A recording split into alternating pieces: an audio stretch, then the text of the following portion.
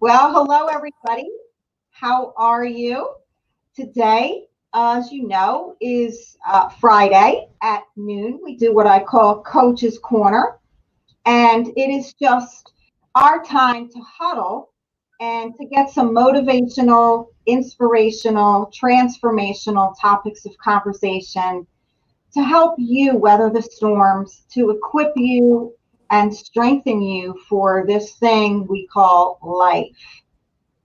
And as you know, I have been working with companies, individuals, organizations, just helping people weather the storm. And as you know, I've been talking with you all each week about how important personal and professional development is.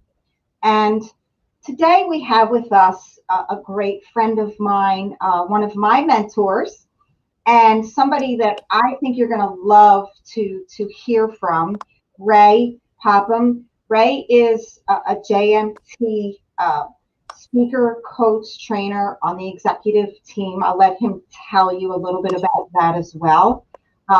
He also has a company called My Momentum, and I love that because we hear a lot about momentum, and I'm a big proponent for watching your momentum.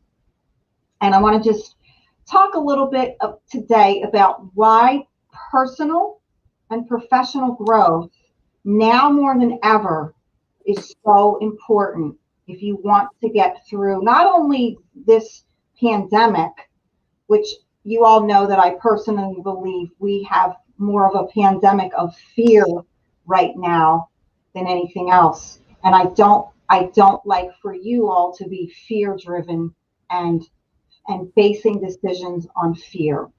And we'll talk about faith versus fear as well. So I know that we have about 30 minutes. And as I tell everybody, grab your peanut butter and jelly, grab your favorite beverage, your coffee or tea, and let's just take a little bit of a huddle. And hopefully you'll leave here feeling invigorated, encouraged, and ready to enjoy the weekend. So, hi, Ray. Hi, Teresa. Great to be with you today. Thanks. Thank you. It is such a pleasure to have you here. I don't know if you have a volume button. I don't know if you could turn it up a little bit. I don't know. The volume seems a little low on my end, but it could just be me. Uh, the setting on my end is up. So, Okay. All right. That's maybe a little better. So, okay. Ray, um, tell us a little bit about yourself. I know that you grew up in Texas. hmm What was it like in Texas when you grew up? Yeah, I grew up in San Antonio, Texas, and then a little bit outside San Antonio, Texas when I got older. And I grew up in a big family. There were six of us kids. I was the oldest, and we always had several other people living with us because that's just the way my mom and dad were. Grew up in a long period of poverty, and but one of the things I learned is that you can be, generous with what you have, and that generosity is a state of the heart. Um, not a state of what you have. It's about what your heart is. And so just had a great childhood, despite all of that. Many of the things that molded and shaped me, and my future plans were to be a physician. That's what I wanted to be since I was 3 years old. And the Army provided an opportunity where I could go to nursing school and medical school. So I went into the military, went through nursing school, had my packet for the Armed Forces Medical School. God and I wrestled, and he won. And so I winded up taking a different approach in life as a speaker, trainer, teacher, a shepherd. And so that's what I do now. That's what I spend my time doing. I tell people I spend my time doing 3 M's. Momentum, which is my leadership and personal development company. Maxwell, I serve with Dr. John Maxwell and carrying out his legacy in the world and helping lead the team and being able to make their impact. And then third, ministry. as I shepherd and I oversee pastors and leaders around the world. So that's where I'm at, who I am, and where life has brought me. And so we'll get into that. And I like to call you the 3S guy because you are a speaker, a strategist, and a shepherd. And Yes. those are three loaded words. And we'll talk a little bit about that.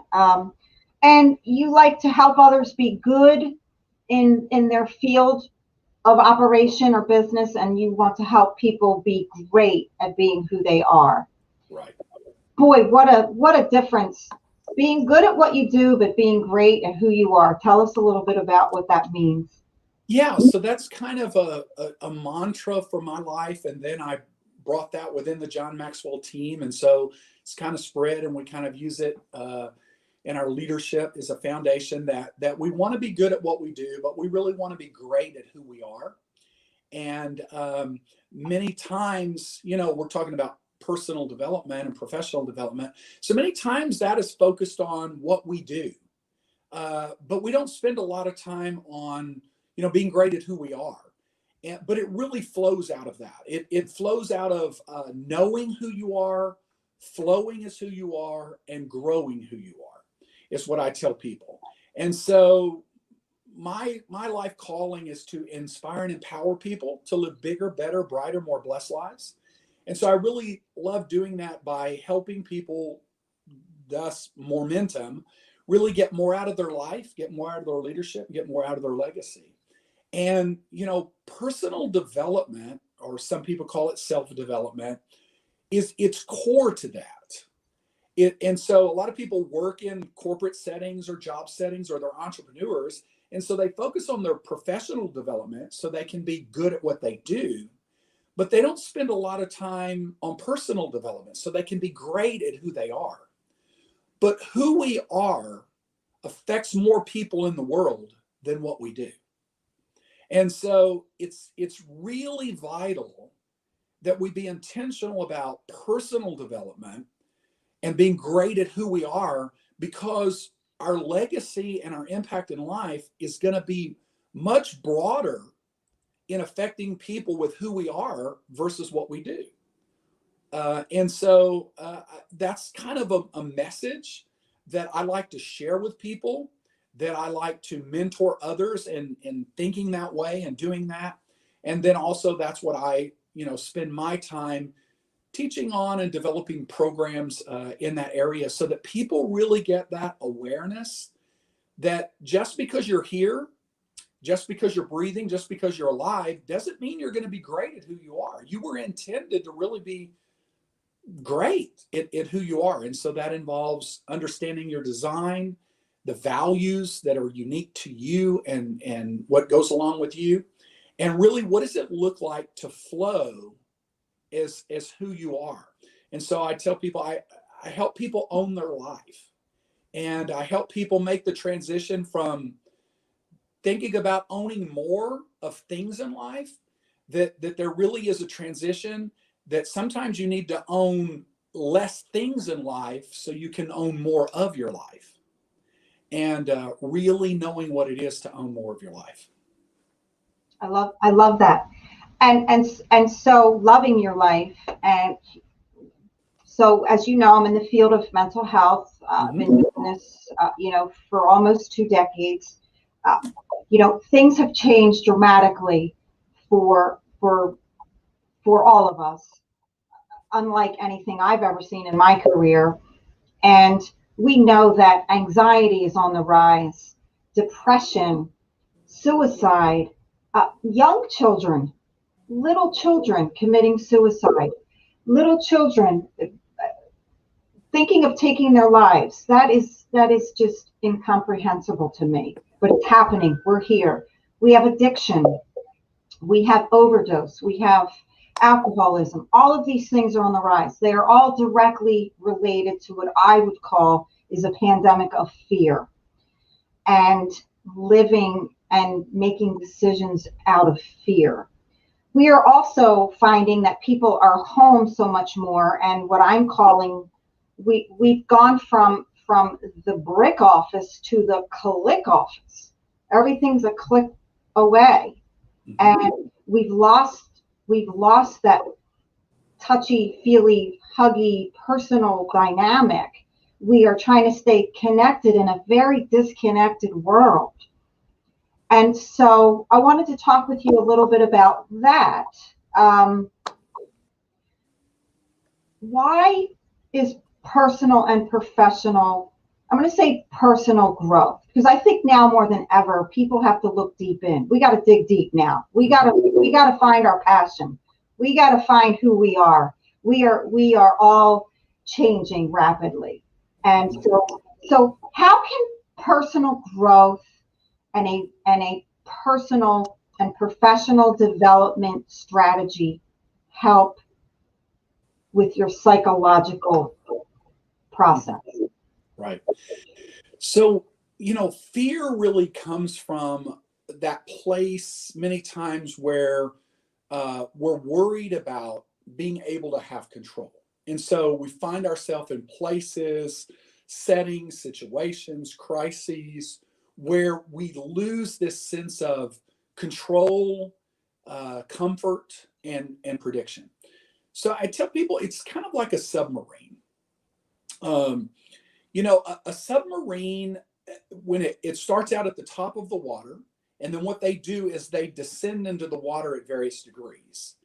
And what has to happen is they descend into the water, the pressure from the water against the outside of the submarine, they have to keep regulating the pressure inside the submarine to be greater than the pressure of the outside of the submarine.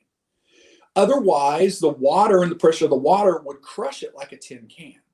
And so as they descend, the further they descend, what they do is they're very intentional. I mean, they have people that know the science of this, and people who on that submarine, this is their only job, which is to monitor to make sure that the pressure on the inside of the submarine is not equal to, but greater than the pressure on the outside.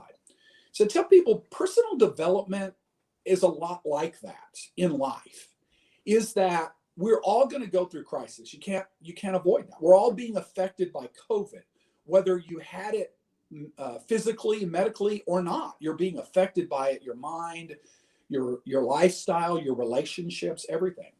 So the power of personal development is I can control personal development.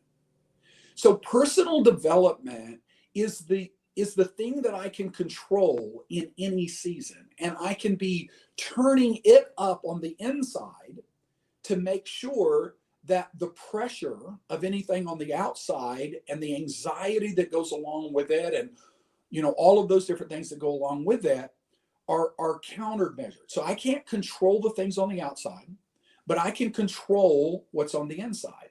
And that's one reason. The other reason is that when I'm leaning into personal development in an intentional way, it first starts with an awareness, like knowing who I am. And then flow, as I said, flowing is who I am and growing who I am. And when I have that in my awareness, and when I'm working on that in an intentional way, it means I have a vision. It means I have a purpose. It means I have something to think on, something to think about, something to occupy my time and my life and my thoughts.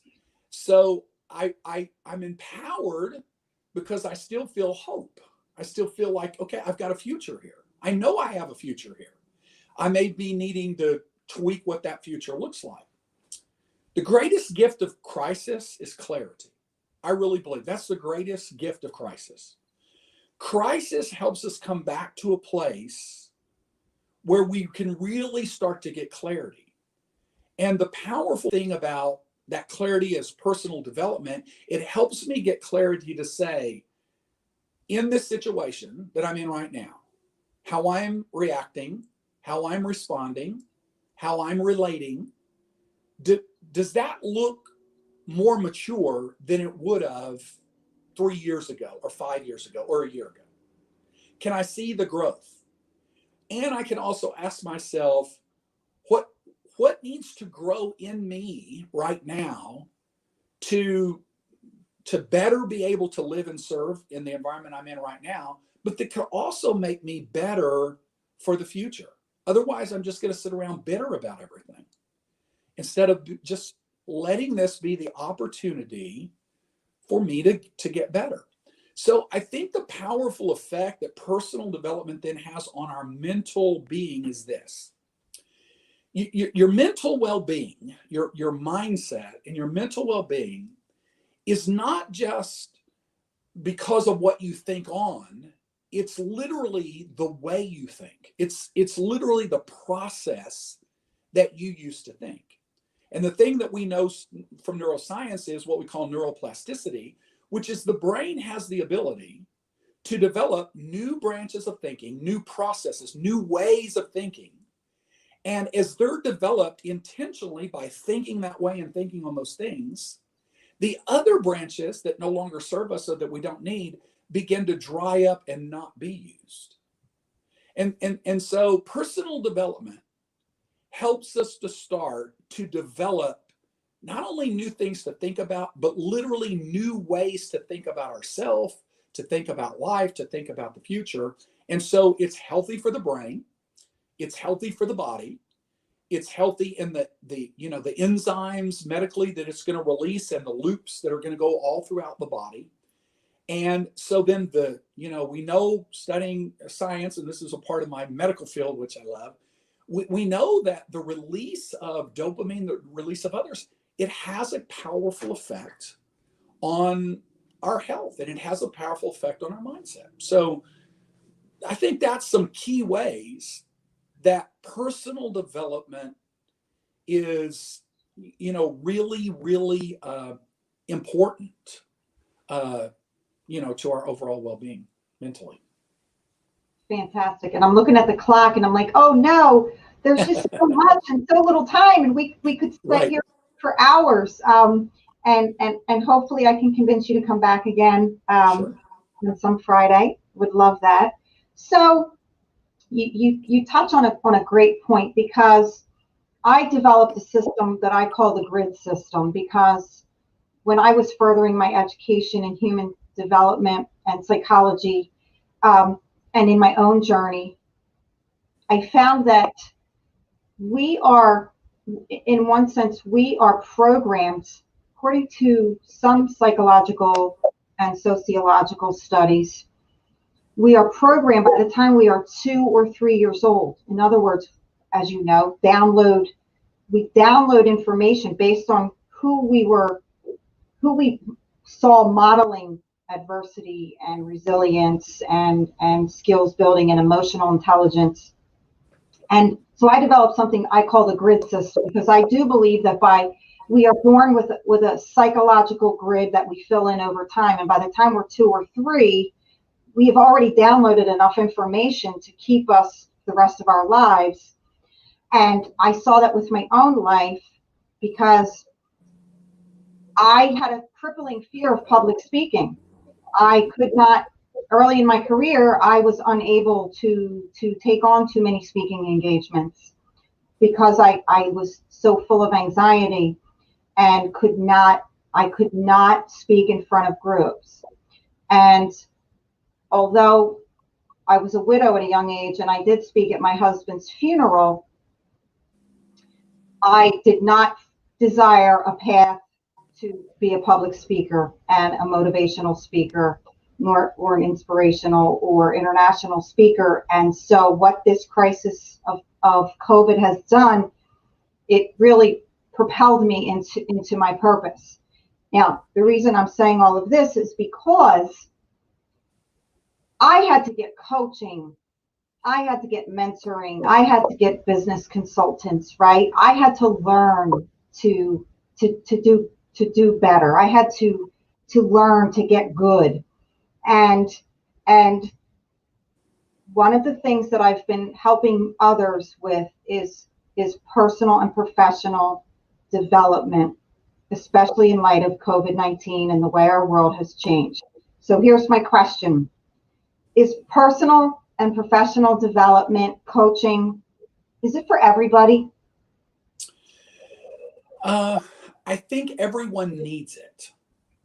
I think everyone needs it. Here's the thing. Here's what personal development is in a nutshell is every one of us have potential. We all know that. We tell each other that. We have potential.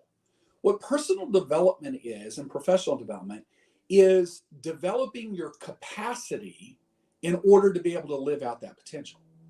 So you have potential, which is up here. But what you do is personal growth and development is about increasing your capacity to be able to live out that potential. So it's there, it's latent gifts, latent abilities, latent calling, a latent voice, your voice in the world and your message in the world. And so personal development helps you keep working on building the capacity so that you can reach that fullest potential. And just because the potential's there doesn't mean the world is ever going to benefit from it. So I believe everyone needs it. Now, I believe everyone on the other side can do it. I mean, I believe we can coach and we can mentor others. Some may not want to do it professionally, like yourself or myself. But it's the power. It's like a coach on a football field bringing out from those players more than they realized they had in them and really helping them, to know how to progress. So I think everybody needs it because you won't grow alone. You won't grow alone. I can put a seed on a desk and it's not going to grow unless it's in an environment. Coaching, somebody that's going to coach you, mentor you, and then listening to speakers that inspire you and motivate you, all of that gives you an environment. And the environment that you need in order to be able to hunger for more. I use a little illustration many times when I train, and I tell everybody in the room, I said, reach your hands as high as you can. So everybody reaches them. And then I say, now I want you to reach a little further. And then they stretch a little bit more. And I said, why didn't you do that the first time? I told you the first time, reach as high as you can. Here's the difference. You had more in you than you gave the first time. I, as a coach, brought it out of you, and you were able to reach it different. And then I start playing with them. Now listen to my words. Reach your hands as high as you can. And then they stretch a little bit more, but then someone stands up. Now everybody stands up and realizes their hands are higher in the air. And then I said, reach a little as high as you can. I said as high as you can. And then someone jumps on top of a chair and reaches to the ceiling. And then everybody does it. What it shows us is a coach helps you bring that out, and a group helps you think in ways for your potential that you didn't think. So now somebody else stands on a chair and now you think, oh, why didn't I think of that? I can stand on a chair too. Well, you could have stood on a chair before, but someone else helped bring that out. So I think that's why we need coaches like yourself, and mentors and environments like that. And you talked about neural pathways, how you can change them. I totally believe that because it's been proven. It's been proven how we can change our thoughts, and thoughts are things, and Absolutely. we know that, and our thoughts become habits, Mm-hmm. and our habits can change. So that's a whole nother topic I'd love to talk about. But I know in my own life that I had to go through that process. I had to change because of my psychological grid, how I was raised, how I grew up, how I saw emotional intelligence played out, how I didn't learn how to go through adversity well until I started going through so much adversity that I had to develop my own muscles of resilience. And so that's a great topic. But here's the thing, Teresa, I think it's important for people to understand. Using that illustration I did in the room where I say, lift your hands as high as you can, and then somebody stands on a chair, then everybody looks and stands on a chair. Here's the thing about what you were just saying about mindset, is a coach helps you to understand it's not that you can't think like that, it's that you don't think like that. Love that. You have the power to think that. So in other words, as soon as you saw them, you thought, oh, I could stand on a chair. It's not that you can't think it, it's that you don't think it. And so a coach or a mentor helps you bring out what you have the ability to think and what you have the ability to do. And that leads me to my next topic that I want to talk to you about. John Maxwell team certification transformed my life. Okay. Not only because of the credibility of Dr. John Maxwell and the team and the certification, but because of the quality of people that have been speaking into my life, my coaches, my mentors, my thinking partners, my consultants, my friends, So so I got a twofer, you know. Mhm. Not I just want to talk about why how did you get involved with Dr. John Maxwell? So many years ago, he sent out tapes, cassette tapes, to leaders, and so I had picked up the book when it first came out, "Developing the Leader Within You," which is his first primary book on leadership, back in the early 1990s. I think it came out like mid 93, 94, and then I got involved with the cassette tapes, and so I got involved in that, and several times throughout the history, I met with him, different events, and talked. He had tried to get me involved. This is a different topic, but money was always a problem for me and my mindset. And then one day I had this revelation. I needed to quit downsizing my dreams to fit my income and start upsizing my income to fund my dreams. And that was a great breakthrough financially, as coming from poverty and as a pastor. And so then I became a part of the John Maxwell team, and then just began to serve. And then they asked me, to be a part of leadership and the leadership team, and now just some fabulous things that are a result of that. And the incredible thing about the John Maxwell team, I mean, you're a member and contribute so much, and we're just honored and grateful to have you and somebody of your caliber as a part of our team. But I know, you're on the calls, you're on my calls, you're on some of the other calls, and you're just always leaning into growth because you realize you can't give what you don't have. John Maxwell says you can't give what you don't have. So you're constantly getting more for yourself, but more so that you can give to others. And so the John Maxwell team is constantly being focused, and we have people of such tremendous caliber, and from all over the world, over 33,000 Yeah, members from 170 nations. And so then people can join. I mean, people can come through you. They can reach out to you. You can, connect them to the team, or they can just start getting involved in your programs. And if they get involved in your programs, they're going to get the John Maxwell DNA. love that. And I was on the Change Your World Summit yesterday. Oh yeah. It was phenomenal, just phenomenal, and so encouraging and inspiring. And yeah, our time is now. The world needs us so much, all of us. And so I know that we're got a few minutes left. That leads me to my last question. Okay. Um, and so, as a pastor, Mm-hmm.